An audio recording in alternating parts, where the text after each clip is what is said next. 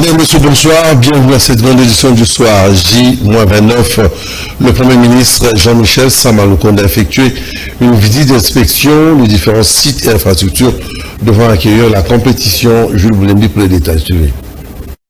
C'est pour se rassurer qu'il n'y a plus aucun obstacle pour les entrepreneurs et que les travaux de finition sur tous les différents sites concernés par le 9e jeu de la francophonie s'exécutent en tenant compte des délais impartis en vue de la réussite totale de l'organisation de ce grand rendez-vous que le Premier ministre Jean-Michel Sama Lukonde s'est rendu une fois de plus ce 29 juin 2023, soit au jour J-29 sur les différents sites. Accompagné du ministre d'État en charge des UTP, des cellules de sport et du directeur de 9e jeu, le chef du gouvernement a débuté sa ronde par le stade de Martyr où il a reçu sur place des explications détaillées de la part des entrepreneurs commis à ces travaux avant de scruter chaque détail sur le site.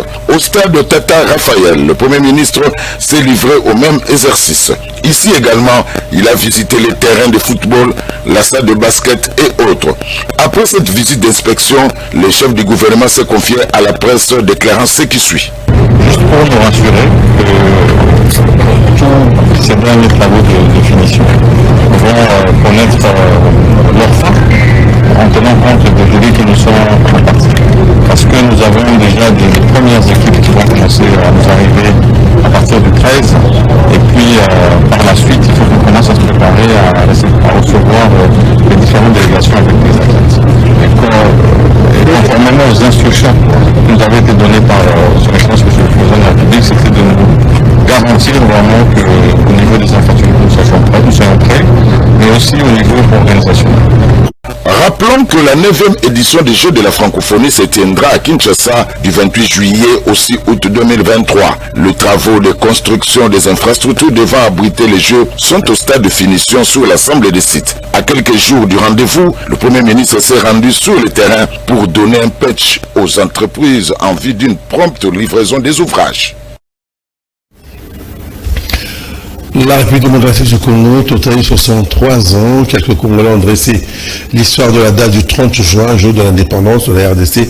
Chacun des intervenants a fait sa lecture en rapport avec cette journée. Nancy Mianda et Choumi Kiasama pour les propos recueillis suivis. Personnellement, constaté que par rapport à la période, il y a un changement sur le plan politique, sur le plan économique, et sur le plan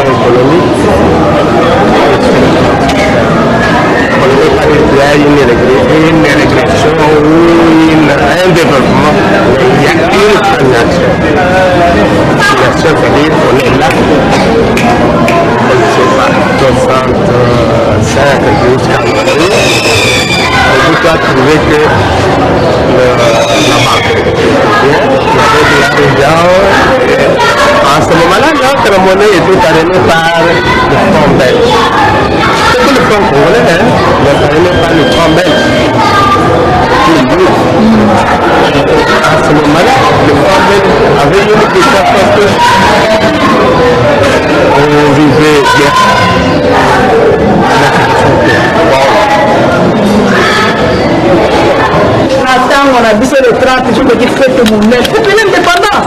À cette occasion, la fête de l'indépendance était vraiment très célébrée. On fêtait comme la bonne année, on mangeait, il y avait de la boisson dans les maisons, c'était vraiment une fête. Mais ça fait déjà des années que cette situation ne revient plus. Nous demandons aux autorités de penser à bien fêter la fête de l'indépendance.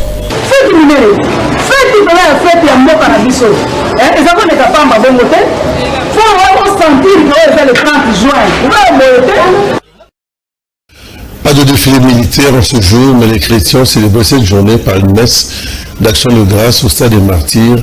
Les deux tendances politiques ont réagi à cette question suivie. Le 30 juin est censé être un grand jour pour les Congolais qui se sont battus pour retrouver la souveraineté internationale, qui est malheureusement aujourd'hui, face à l'absence de gouvernance efficace, cette journée est devenue une journée triste. Aujourd'hui, je constate que malheureusement le pouvoir décide en lieu et place de ramener les peuples dans une réflexion profonde de la situation du pays. Les pouvoirs préfèrent se rabattre sur une prière. Le problème, ce n'est pas de prier. Le problème, c'est de travailler. Le problème, c'est de décider de bien utiliser les moyens de l'État mis à la disposition pour la politique publique. Au début de son mandat, le président de la République a dédié le pays entre les mains de Dieu. Je pense que l'année 2023, c'est la 5e année de son mandat. Donc, comme il a commencé avec Dieu, il veut bien finir son mandat avec Dieu. Donc, on ne peut que glorifier l'Éternel, car on dit mieux vaut la fin d'une chose que son commencement. J'invite tous les Congolais à venir prier ensemble pour mettre les pays entre les mains de Dieu. Vous le savez que notre pays, sans Dieu, nous ne sommes rien. C'est depuis la nuit de temps que l'impérialiste a toujours voulu diviser les Congolais, mais une mission qui n'a jamais réussi grâce au soutien de Dieu qui a mis la République démocratique du Congo au centre de l'Afrique. Donc j'invite tous les Congolais à venir participer à la messe et c'est la RDC qui va gagner au nom de Jésus-Christ. Lili Lumumba, parlons de Lumumba, ton cas un atelier sur la vision politique de Lumumba, comment l'Afrique peut se développer. Rodil Louadio pour les détails. Fidèles à leurs idéaux, la structure Lilou Lisanga Lumumba, véritable gardien du temple des idées et la vision de Lumumba, ont organisé un atelier où les questions de la gestion de la chose publique étaient au centre. 63 ans après, le Congo est indépendant. Lumumba a laissé de sa vie, mais les idées sont restées et doivent être mises en exécution par la génération future. Tel est le but de l'atelier initié par Lilou Lisanga Lumumba.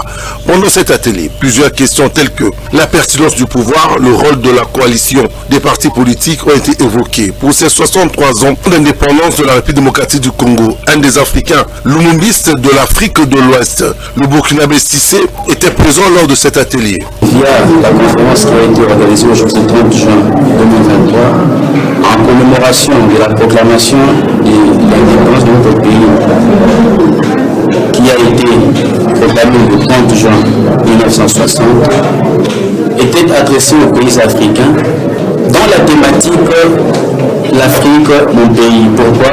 Tous les pays africains le savent et le développement de l'Afrique tout entière se déclenchera au Congo. Et de ce fait, nous avons jugé intéressant, nous avons jugé bon d'interpeller ou encore de donner aux Africains leur rôle qui est de protéger le Congo, de soutenir le Congo, car le Congo est considéré comme le cœur dans un corps qui fait parvenir le sang dans tous les parties du corps pour que le corps puisse vivre bien. De ce fait, les pays africains ont la charge aujourd'hui de protéger l'Afrique contre toutes sortes d'oppressions, toutes sortes de menaces qui pourra advenir pour mettre un frein au développement de l'Afrique. Imposer le combat et la vision de Lumumba, véritable credo de Lilou Lumumba, qui est décidé chaque année d'apporter leur contribution par le réveil de la République démocratique du Congo. Les déclarations sont du professeur Stanley Ekombe Sankangi, docteur en sciences historiques, qui souligne que sur tous les plans, une révolution s'impose. Suivez cet élément de clavier à la diable. Selon le professeur Stanley Ekombe Isenkangi, docteur en sciences historiques, 63 ans après l'accession de la RDC à la souveraineté nationale et internationale, sur tous les plans ou presque, le recul a gagné du terrain au pays de Lumumba. Je n'ai pas peur de le dire que c'est le recul.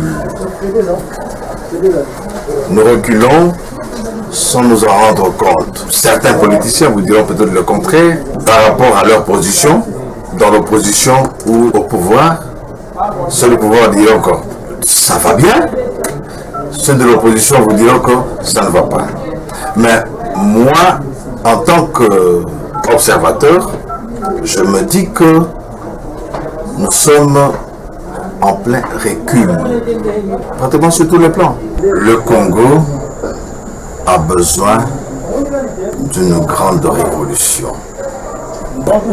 Ce n'est peut-être pas le lieu ici de donner le contenu de la révolution.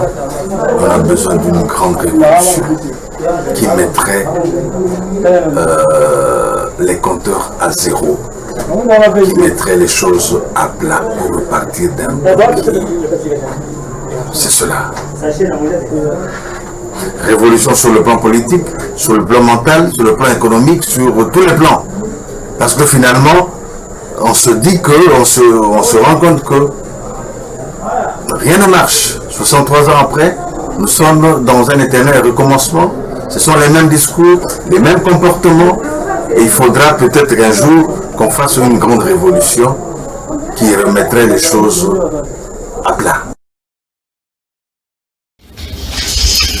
Les quatre leaders de l'opposition ont lancé un message, c'était juste après leur réception avec le président de la CENI, Denis Kanima. Suivez ce propos recueilli par Aïssa Bola et Jérès Latouba. Pour discuter de ces questions. Donc c'était sérieux. Le président de la CENI maintient que ce fichier est fiable d'après lui. Il dit que ce fichier a été audité et que son auditation qu'il va appliquer, implémenter. C'est quoi cette recommandation? C'est afficher les noms des électeurs tels que recensés. Nous avons dit, nous sommes d'accord que vous affichez les noms des électeurs, mais ce n'est pas suffisant. Il faut aller au-delà. Il faut l'audit externe par un cabinet réputé, indépendant de ces fichiers électoraux. Donc, pour l'instant, il a pris cette proposition qu'il va amener à la plénière de la commission électorale et après, nous aurons la réponse. Pour nous, donc, il est essentiel que les fichiers soient audités parce que ces processus, les élections, c'est fait sur base de confiance. Ce qu'il nous a dit, il s'est justifié, il a donné ses raisons et il a reconnu que ces genres de réunions, ou si ces genres de réunions étaient organisés avant, on n'aurait peut-être pas eu de problème aujourd'hui. Mais nous sommes là où nous sommes, il faut éclairer les Congolaises et les Congolais, éclairer l'opinion internationale aussi sur la crédibilité de ces processus. Donc, ce qu'il faut comprendre, nous avons suggéré au président de la CENI que nous puissions tous avancer. Vous affichez la liste, les opérations continuent, mais l'audit aussi s'est fait. Si l'audit vient nous révéler que le fichier était correct, que le fichier a des faiblesses de 2-3% qu'on peut surmonter, nous sommes d'accord. Mais si l'audit nous dit que ce fichier n'est pas consommable, il faut prendre ses responsabilités, nous prendrons nos responsabilités. Le lancement du projet d'Alfatal de 3 communes a été effectué le jeudi 29 juin 2023. Nous sommes dans la commune de Limete, précisément au quartier Kingaboa, Naomi Menza et Mikonjoli pour les détails. Pour promulguer la vision du chef de l'État, Félix-Antoine Tshisekedi Tshilombo, qui est le ministre de ZTPR, Alexis Guissaro, a procédé au lancement du projet 3 communes, dont le coup d'envoi a été lancé au quartier Kingaboa. Il était accompagné du vice-gouverneur de la ville-province de Kinshasa, Gérard Moulumba, ainsi que le directeur général de l'Office de voirie et drainage, Victor Tomba. Cette action salvatrice va permettre d'asphalter plusieurs avenues de la commune de Limete, Gombe et de Kassavou. Il s'agit de travaux d'asphaltage, de construction de caniveaux et de la réhabilitation totale pour permettre une circulation assez fluide et atténuer les embouteillages. Le chef de l'État qui est soucieux du développement des infrastructures, c'est sous cette impulsion qu'aujourd'hui, dans le souci du développement des infrastructures et en même temps d'améliorer la praticabilité de notre réseau, que ce projet le lancement du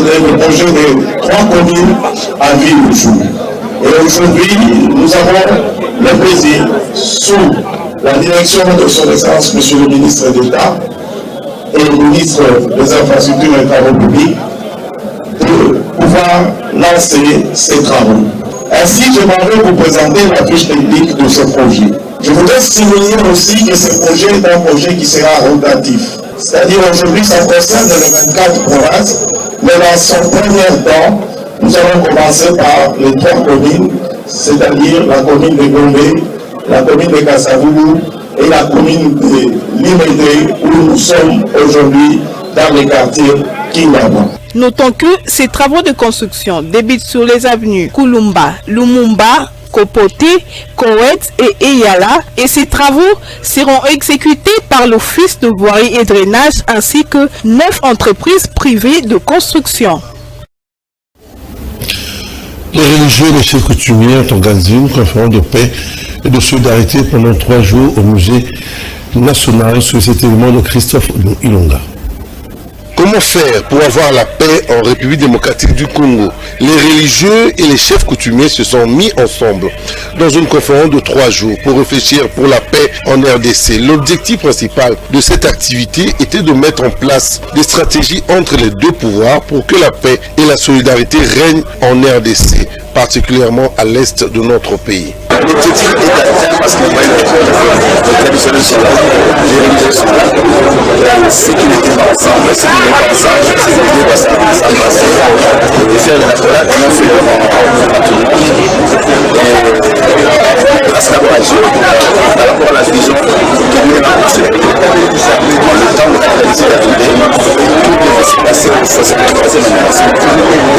Avant de célébrer ce tournoi.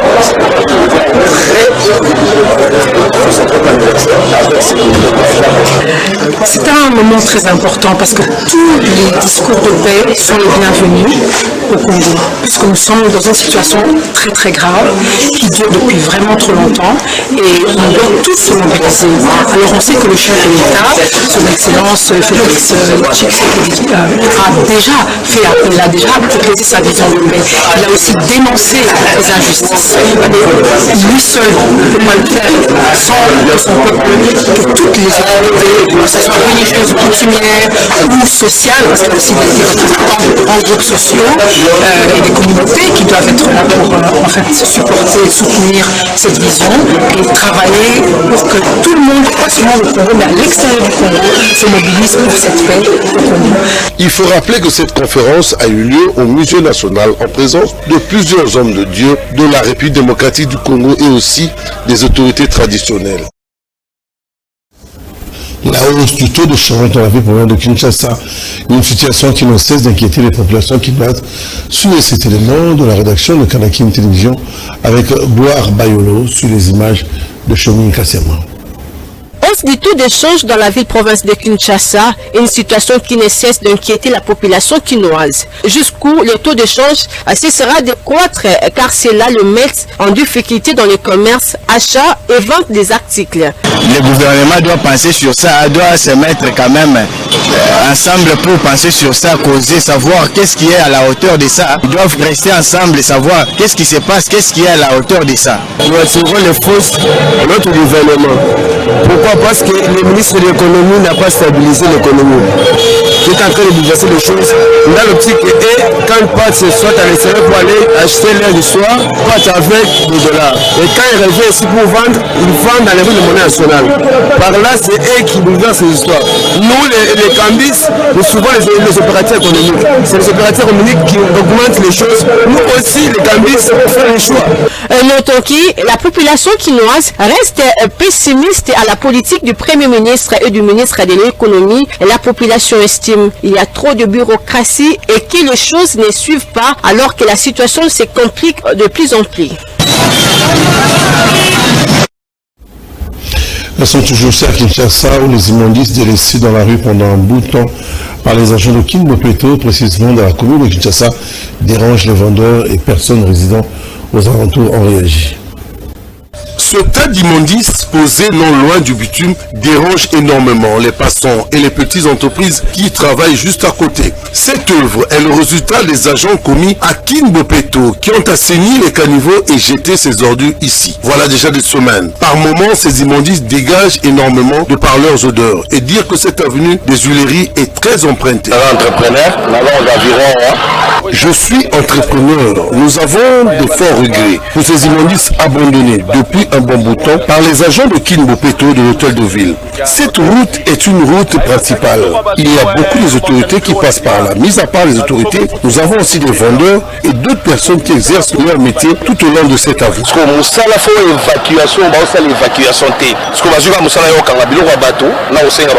Les caniveaux situés au niveau de l'avenue Willery, plus précisément vers Rail, sont difficilement assainis. Résultat, pendant la saison des pluies, ces avenues des Willery est très inondée et cette situation dure déjà plusieurs années. L'espoir fondé sur l'opération Kinbopeto n'a pratiquement rien donné. À l'instar de l'avenue Willery, plusieurs autres artères connaissent le même problème, celui d'évacuation des immondices et d'assainissement régulier des caniveaux.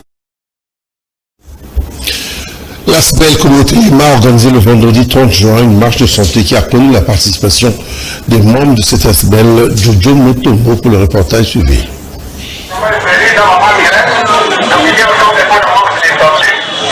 Dans le cadre de célébrer le 63e anniversaire de l'indépendance de la République démocratique du Congo, l'ASBEL Congo Telema de Mireille Wakake a organisé une marche de santé dénommée Marche Lipanda ce vendredi 30 juin. Le go de la marche a été donné au siège de la REP 6B à Pumbu dans la commune de Lemba Salongo par Evelyne Kouloufa, chargée de mobilisation, implantation et développement du parti agissant pour la République à REP en cycle, parti cher à l'honorable Guy Luandomboyo. Plus de 2 km, telle a été la distance parcourue dans cette activité sportive à l'occasion de l'accession de la RDC à l'indépendance. Du boulevard Biangala, la route bypass en passant par Lemba Terminus et Super via l'avenue Sefou jusqu'au point de chute au siège fédéral de la REP Moambal de Lemba sous-région. Sur place, un accueil chaleureux était réservé aux marcheurs sur fonds propres de Mireille Wakake.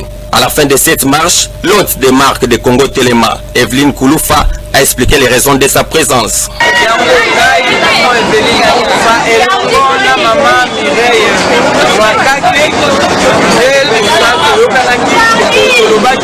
C'est à l'occasion de la journée de l'indépendance du Congo que nous avons organisé cette marche avec les membres de notre ASBEL pour commémorer cette journée.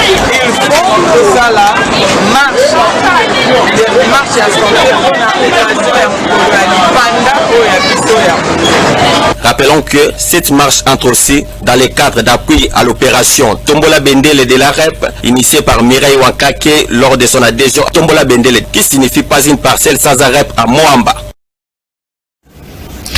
La fondation Edouard Sonsa a aussi organisé une marche de santé pour commémorer cette date historique. Plusieurs membres de la fondation étaient présents.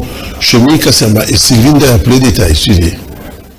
La présidence de la fondation Tsonta Makumba a organisé ce vendredi 30 juin 2023 à Kinshasa une marche de santé en rapport avec la date du 30 juin. Une journée dédiée à l'indépendance de la République démocratique du Congo. Cette activité a commencé dans la commune de Bondalungwa, précisément à l'école Joël Lutin, pour se diriger vers Kassavubu, Yolo, puis chuter au siège de la fondation située sur l'avenue Bukaka dans la commune de Bondalungwa. Plusieurs jeunes de l'association Je suis Bandal étaient au rendez-vous pour accompagner ceux de la fondation Ntsonta. Pour le numéro 1 de la fondation Edouard Tsonta Makumba, cette marche a été nécessaire dans la mesure où tout Congolais célèbre l'indépendance de son pays. Aujourd'hui, c'est une fête nationale de l'indépendance. Tout le monde, préfère faire cette activité. On n'a pas pu se rendre au stade. Nous avons préféré réunir les membres pour faire notre marche. Et dans tout Funa pour que nos membres aussi le voient. Donc, accompagné, je ne suis pas seul, mais nous étions accompagnés avec notre secrétaire, le secrétaire général de Je suis Bandal, parce que c'est notre partenaire principal. Ceux qui veulent venir, qu'ils viennent, on est là. On est là. Qu'ils n'hésitent pas, mais qu'ils viennent pour qu'on puisse travailler la main dans la main. La fondation a besoin de gens.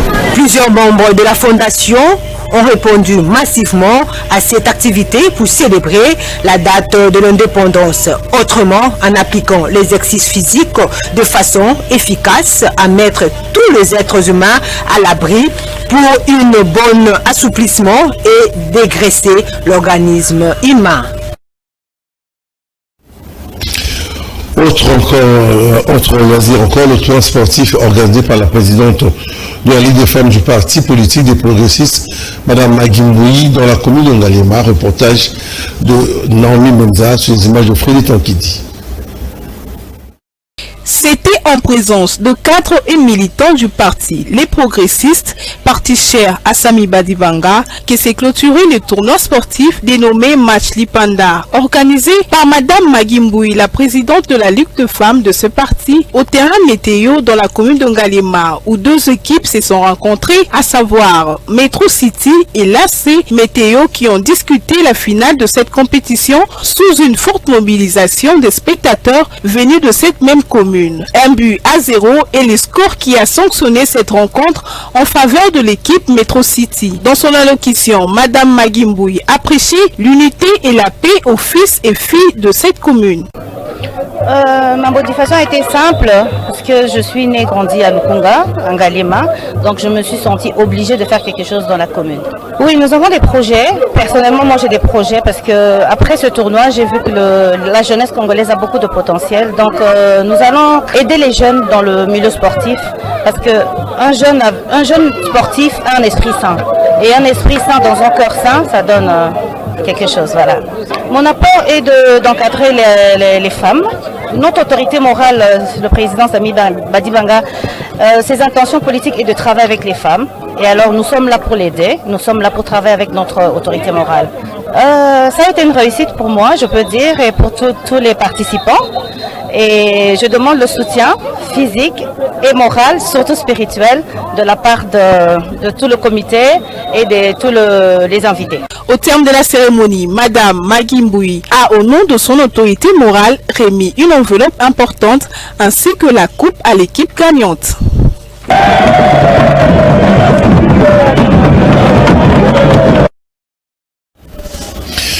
C'était un reportage de Lili Tété rendu par Naomi Menza. C'en est fini pour ce soir. Raissa Bola était à l'édition, Naomi Menza au web, Serge Makoso à la réalisation, Tony Bina au montage. Le prochain rendez-vous est pris demain samedi à 7h et puis ce soir à minuit. Mais l'info continue sur la chaîne YouTube Kanaki Télévision. Vous allez suivre ce journal en continu. Allez, moi je vous dis bye bye. Bonne fête d'indépendance à tous. Allez, bye bye.